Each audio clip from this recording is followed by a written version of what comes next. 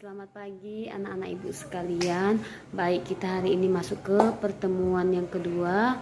Materi sebelumnya kita belajar mengenai sarana dan prasarana. Untuk pertemuan kali ini ibu akan membahas mengenai regulasi sarana dan prasarana. Baik, materi yang ibu sajikan itu akan ibu berikan dalam bentuk video. Nah, anak-anak ibu sekalian, mari kita saksikan video yang akan ibu berikan, dan ibu harapkan kalian benar-benar memahami isi dari video materi yang ibu sampaikan. Terima kasih. Regulasi sarana dan prasarana kantor.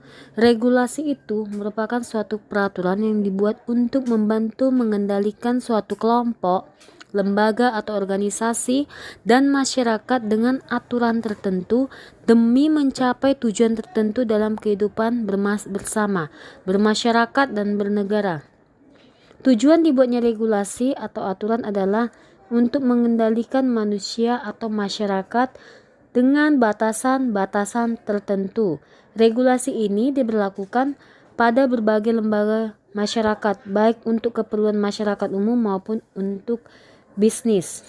Jadi istilah regulasi ini banyak digunakan dalam berbagai bidang, seperti untuk menggambarkan peraturan yang terjadi dalam kehidupan masyarakat, sehingga definisinya memang cukup luas.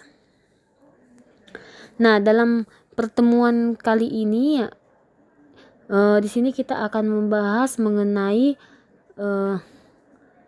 bagaimana melalui tahap pembelajaran regulasi sarana dan prasarana kantor, maka anak-anak ibu dapat menjelaskan regulasi sarana dan prasarana seperti yang tadi sudah ibu terangkan apa itu regulasi, ya kan.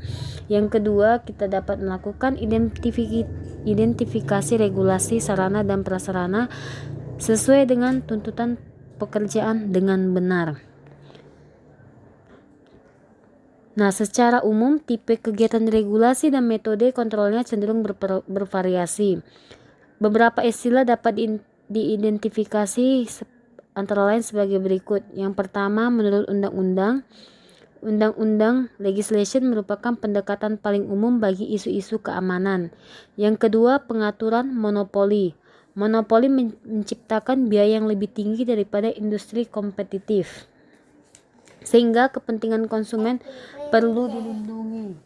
Yang ketiga, industri yang mengawasi diri sendiri atau disebut dengan swaregulasi. Hal ini terjadi apabila masalahnya adalah tidak terdapat cukup pemahaman tentang peran para konsumen. Nah, regulasi sarana dan prasarana kantor yaitu dapat diatur dalam standar sarana dan prasarana dalam kegiatan pelayanan pada masyarakat dan kelancaran kerja aparat negara. Pemerintah menerbitkan regulasi di bidang sarana dan prasarana, yaitu yang pertama dalam Undang-Undang Sistem Pendidikan Nasional Nomor 20 Tahun 2003 mengenai pengelolaan pendidikan, Pasal 45 tentang sarana dan prasarana pendidikan. Yang kedua, Peraturan Pemerintah Republik Indonesia Nomor 95 Tahun 2007. Yang ketiga, Peraturan Presiden Republik Indonesia Nomor 54 Tahun 2010 tentang pengadaan barang dan jasa pemerintah. Yang keempat, Peraturan Pemerintah Nomor 19 Tahun 2005 tentang 8 Standar Nasional Pendidikan, Pasal 42 sampai 48 tentang standar sarana dan prasarana.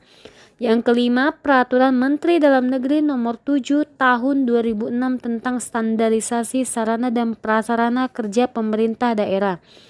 Yang keenam, Peraturan Menteri Dalam Negeri Nomor 17 Tahun 2007 tentang pedoman teknis pengelolaan barang milik daerah. Dan yang ketujuh, Peraturan Menteri Pendidikan Nasional Nomor 24 Tahun 2007 tentang standar sarana dan prasarana untuk sekolah dasar, madrasah, ibtidaiyah, SD-MI, sekolah menengah pertama, madrasah sanawiyah, SMP-MTS, dan sekolah menengah atas, madrasah aliyah, SMA-MA. Dan yang terakhir, Peraturan Menteri Pendayagunaan Aparatur Negara dan Birokrasi Nomor 48 Tahun 2013 tentang standar sarana dan prasarana kantor di lingkungan Kementerian Pendayagunaan Aparatur Negara dan Reformasi Birokrasi. Demikianlah video yang Ibu berikan. Ibu harapkan kalian mengerti dengan materi yang Ibu sampaikan. Jika ada pertanyaan mengenai regulasi sarana prasarana, bisa bertanya melalui WA sama Ibu. Terima kasih.